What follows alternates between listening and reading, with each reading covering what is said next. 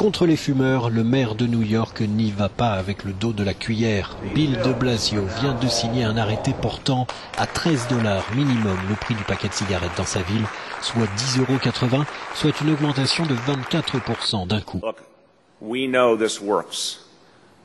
Écoutez, on sait que ça marche. On sait que les gens prennent des décisions basées sur leur réalité économique.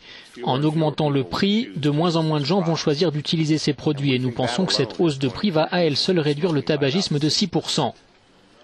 New York gagne donc haut la main le titre de ville américaine la plus hostile aux fumeurs. Ces lois sur l'usage du tabac dans les lieux publics sont déjà très restrictives.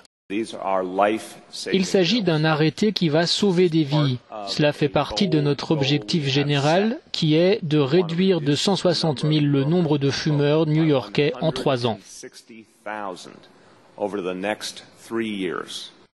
Sur le continent européen, le prix du paquet de cigarettes connaît d'énormes disparités. De presque 12 € en Norvège, il descend à moins de 1 € en Ukraine. Selon l'OMS, l'Europe connaît le plus fort taux de décès liés au tabac, 16% des plus de 30 ans contre 12% dans le reste du monde.